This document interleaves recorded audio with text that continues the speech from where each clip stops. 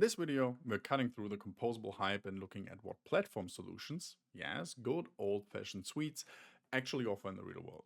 We'll talk costs, operations, vendor management, user experience, and why structure might just be your biggest strategic asset. But first, welcome to It Depends, the channel where we provide digital therapy and tell you the truth about tech projects, how matter, how uncomfortable it gets.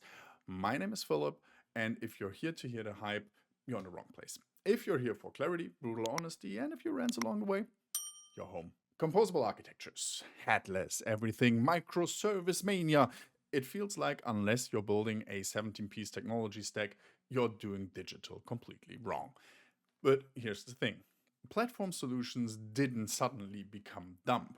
In fact, for most businesses, they are still the smartest move, despite what the Alliance marketing tells you. So let's zoom out a bit. The purpose of architecture isn't to impress people on LinkedIn or on conference stages. It's hard to believe, I know. It's to deliver business value, reliable, affordable, and with the least possible internal chaos. So let's talk about why platforms and suites are still a valid and often better choice. Let's talk cost first. Suites often look expensive on paper, but that's just a sticker price. What about integration costs? What about middlewares, maintenance? What about all the meetings, tickets, delays, and frustration that comes with stitching everything together? I personally worked with a couple of retail clients who went full best of breed. 6 tools, 7 tools, 8 tools, commerce, CMS, DAM, PIM, CRM, analytics, you name it. Integration alone cost them more than half of their total project budget that could have been spent on innovation instead.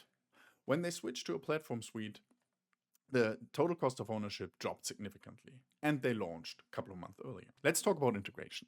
In a suite, integration isn't an afterthought. It's built in. Modules speak the same language, data models are already aligned, processes are interconnected by design. You don't need middleware magic to get basic features working. Think about the last time your sales department just wanted a landing page for that expo with the products we are selling there, and how long it took you to pull the product data into your CMS and link it to the appointment booking within your CRM and publish it to the website. Spend less time building bridges. Spend more time delivering value. Let's take a look at usability. Suites offer a consistent look and feel. One login, one interface style, one way of working across the platform. For your teams, that means faster onboarding, fewer errors, and fewer support tickets. For your customers, it means a smoother, more predictable experience. You're not training your people on 5 different dashboards and hoping for the best. You're giving them one system that actually makes sense. Technically, operating a suite is just easier. It's just one admin console, it's one security framework, it's one patch management cycle, one deployment process. The list goes on. And operations is often overlooked, especially in the early stages of a project.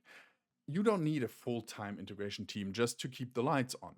And when something breaks, it's one ticket, it's one vendor, it's one answer. No finger pointing between 6 different companies. No partner blame chain, just a resolution, hopefully. And talking about vendors. Fewer vendors equal fewer contracts, fewer meetings, fewer headaches. You negotiate just once, you escalate once, you coordinate once. That's leverage and clarity. And the more products you run with a single vendor, the more influence you have on their roadmap, their support, and maybe even the pricing. That's a strategic advantage you don't get when you spread your stack across 12 niche tools. Too many digital projects today focus more on architecture diagrams than outcome. It becomes an engineering exercise instead of a business one.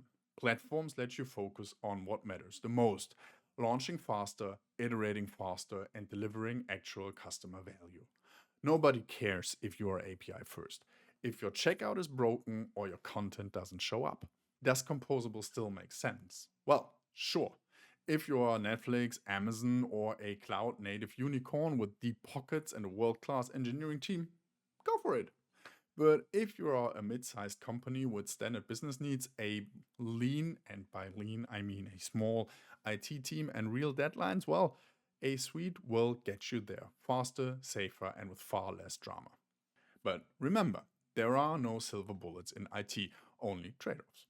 Composable gives you control, but it demands commitment. Suites give you structure, and that structure can be a strength.